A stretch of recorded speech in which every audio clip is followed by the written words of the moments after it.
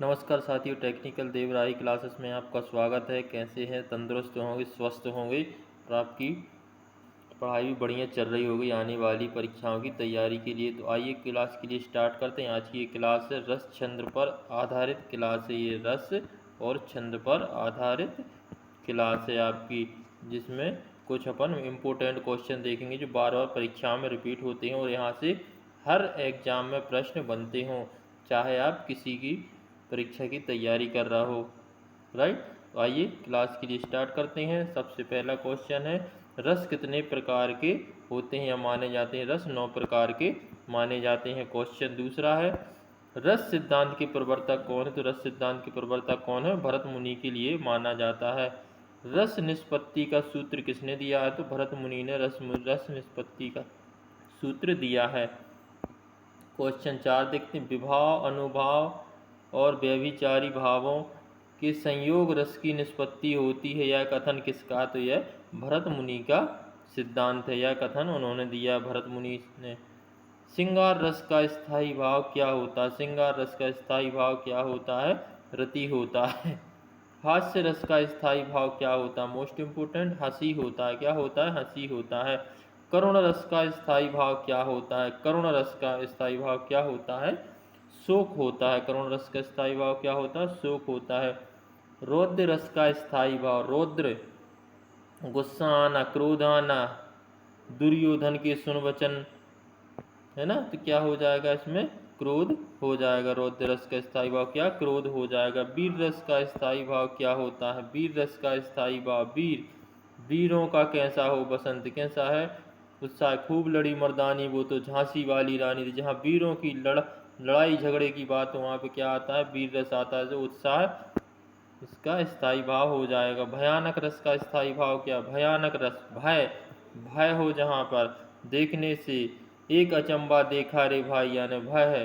भयानक रस क्या हो जाएगा? भय हो जाए। भयानक रस का स्थायी भाव भय।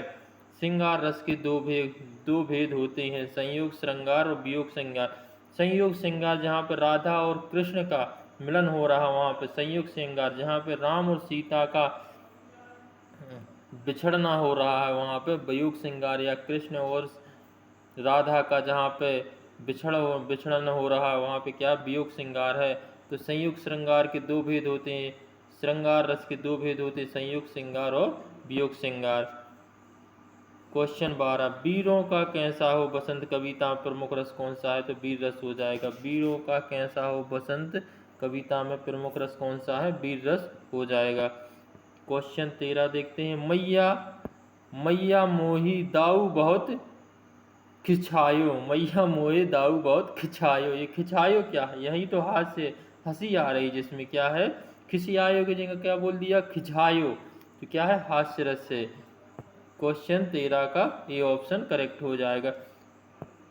क्वेश्चन 14, निम्नलिखित में से कौन सा रस सबसे प्राचीन रस माना जाता है? तो श्रृंगार रस सबसे प्राचीन रस माना जाता है। कौन सा? श्रृंगार रस सबसे प्राचीन रस माना जाता है। रस राज किस रस को कहा जाता है? मोस्ट इंपोर्टेंट, रस राज किस रस के लिए कहा जाता है? तो श्रृंगार रस के लिए कहा जाता है। किसके लिए? श्रृंगार रस के लिए कहा जाता है।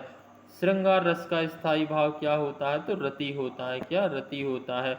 करुण रस का स्थायी भाव क्या होता है? करुण रस का स्थायी भाव शोक होता है। रिपीट हो गए साथियों क्वेश्चन 2-3। देखिए, भयानक रस का देवता, मोस्ट इंपोर्टेंट, आजकल देवताओं पर आधारित भी क्वेश्चन, किस रस का कौन सा रंग है, इस पर भी आधारित क्वेश्चन आजकल बनने लगे। तो भयानक रस का देवता किसे माना जाता है? तो काल, यानी यम के लिए माना जाता है, भयानक रस के लिए।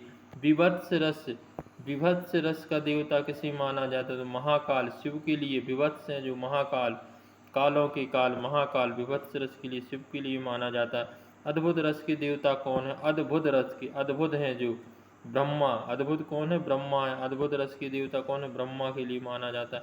हास्य रस का रंग कैसा होता है? हास्य रंग, जहाँ पे हंसी आती है, हास्य रंग का श्वेत, श्वेत, श्वेत रंग है। जहाँ पे शांति का प्रतीक, वहाँ पे हास्य रस का रंग माना जाता है। रौद्र रस का रंग कौन सा होता है? रौद्र रस, रौद्र क्या है? लाल। रौद्र यानी क्रोध है आना, क्रोध में कैसा हो जाएगा?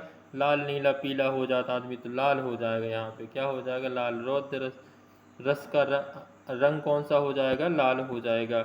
भयानक रस का रंग कौन सा होता? भयानक है, जो भयानक दिखे, भयानक देखने में भी विचित्र लगे, भयानक, वो कैसा होता है? काला होता है। काला वही तो भयानक दिखता है, तो भयानक हो जाएगा। विभत्स रस का रंग कौन सा? विभत्स रस का रंग कौन सा है? तो नीला। विभत्स यानी कौन सा हो जाएगा?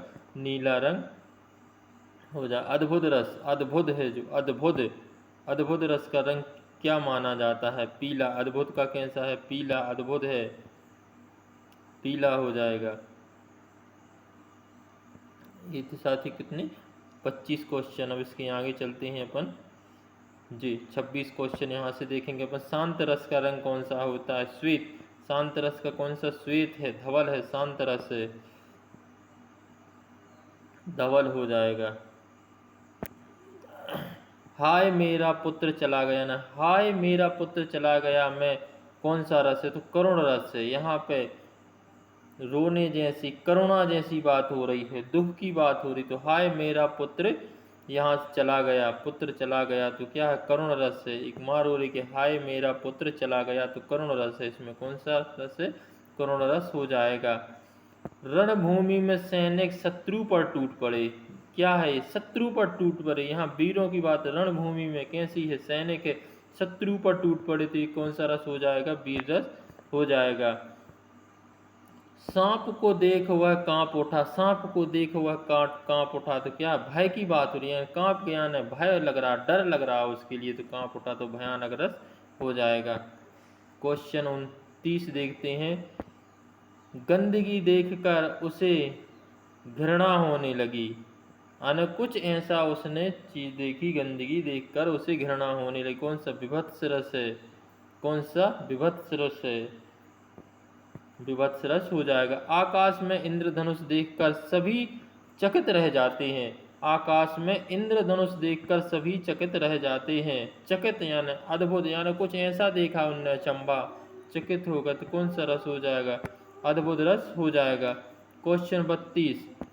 संत का मन संसार में विरक्त हो गया है, संत का मन संसार में विरक्त हो गया, कैसा? शांत है, शांत रस। संत, संत हैं जो, वो शांत प्रवृत्ति के होते हैं, तो उनका मन संसार में कैसा? विरक्त हो गया है, तो शांत रस है। बच्चे की मधुर मुस्कान देखकर सभी हंस पड़े, बच्चे की मधुर मुस्कान देखकर सभी हंस पड़े में कौन सा रस है? हास्य रस है। कौन सा रस हो जाएगा? हास्य रस हो जाएगा। राधा कृष्ण का मिलन किस रस का उदाहरण है? राधा कृष्ण का मिलन किस रस का? संयोग श्रृंगार। जहाँ पर राधा कृष्ण का मिलन होगा, संयोग श्रृंगार। इसी का वियोग श्रृंगार में क्या हो जाएगा? जहाँ पर इनका विछड़न होगा, तो क्या हो जाएगा? वियोग श्रृंगार हो जाएगा। आगे देखते हैं। राम का वनवास, राम का वनवास मुख्यतः किस रस का उदाहरण है? करुण रस का। राम जब वनवास जाते हैं तो करुणा निधि निधान है, जो वहाँ पर करुण रस हो जाता है, दुखों की बात हो जाती है कि राम अब वन को जा रहे हैं। क्वेश्चन 36 देखते हैं। सीता वियोग में राम का विलाप किस रस का उदाहरण है? जो सीता और राम का वियोग हो रहा है, विलाप हो रहा है, विछड़न हो रहा है, तो कैसा हो जाएगा? वियोग श्रृंगार हो जाएगा। कौन सा? वियोग श्रृंगार हो जाएगा। यहाँ पे शत्रु को ललकारते हुए योद्धा में कौन सा रस है? योद्धा की बात हो रही है यहाँ पे। शत्रु को ललकारते हुए योद्धा में कौन सा रस है? रौद्र रस, यानी उसको क्रोध आ रहा, शत्रु को ललकार रहा, तो कौन सा रस हो जाएगा? रौद्र रस हो जाएगा। माँ अपने बच्चे को चांद दिखाकर प्यार से सुला रही है में कौन सा अलंकार है? वात्सल्य रास। जहाँ बच्चों की लीलाओं का वर्णन किया जाए, वहाँ पे क्या? वात्सल्य वर्णन है। क्या है? वात्सल्य वर्णन है। बालक खेल रहा है, बालक रो रहा है ना, बालक कई प्रकार की लीलाएं कर रहा है। चांद को देखकर सैनिक ने देश की रक्षा की शपथ ली, क्या है? वीर रस। सैनिक ने किसकी शपथ ली? सैनिक ने देश की रक्षा की शपथ ली, तो वीर रस है इसमें। बादलों में छिपा चांद, बादलों में छिपा चांद देखकर बच्चा डर गया, बच्चा क्या है? डर गया। यहाँ पे बच्चा क्या? डर रहा है, तो क्या हो जाएगा? भयानक रस हो जाएगा। भयानक, डरने की बात हो जाती है जहाँ पर।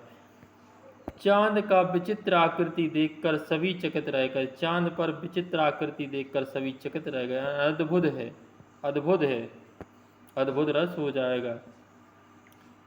प्रिय के बिना चांद, प्रिय के बिना चांदनी रात भी सूनी लगती है, यानी मेरे प्रियतम के बिना चांदनी भी, यानी यहाँ पे एक प्रिय है जो अपने प्रियतम से, वो चांदनी भी सूनी लगती है। तो क्या है, वियोग श्रृंगार। इसमें कौन सा श्रृंगार है, वियोग श्रृंगार है, बिछड़ने की बात हो रही यहाँ।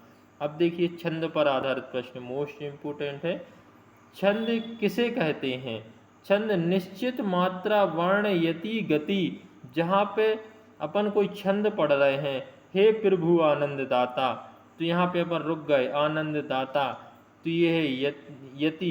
तो इसको फिर आगे बढ़ा, हरि हे प्रभु आनंद दाता, ज्ञान हमको दीजिए, यानी ज्ञान हमको दीजिए।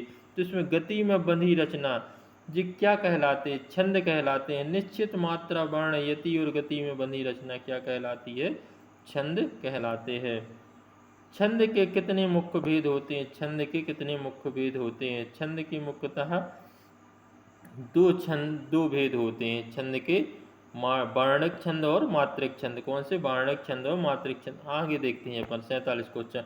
वर्णों की संख्या पर आधारित प्रश्न, वर्णों की संख्या पर आधारित प्रश्न क्या कहलाते हैं? वर्णक छंद कहलाते हैं। क्या कहलाते हैं? वर्णक छंद कहलाते हैं। क्वेश्चन 48, मात्राओं की संख्या पर आधारित छंद क्या कहलाते हैं? जी मात्रिक छंद कहलाते हैं। क्या कहलाते हैं? मात्रिक छंद कहलाते हैं। निम्न में से कौन सा छंद का उदाहरण है? छंद का उदाहरण कौन सा? दोहा। क्या हो जाएगा? दोहा हो जाएगा। वर्णिक छंद का उदाहरण होता है शार्दूल विकीर्णित, शार्दूल विकीर्णित होता है। ठीक है, धन्यवाद साथियों। ये थी आपके 50 प्रश्नों की सीरीज थी आज। अपन इसके आगे के छंद के प्रश्न कल देखेंगे, जो 51 से आपके 100 तक रहने वाले हैं आपकी सेकंड क्लास में। यदि क्लास आपके लिए पसंद आ रही हो तो क्लास के लिए लाइक कर दीजिए और चैनल के लिए सब्सक्राइब कर लीजिए, जो कि आने वाला नोटिफिकेशन आपके लिए तुरंत पहुंच सके आपके पास तक। और ये अपने मित्रों के लिए भी शेयर कर दिए साथियों। जय हिंद, जय भारत।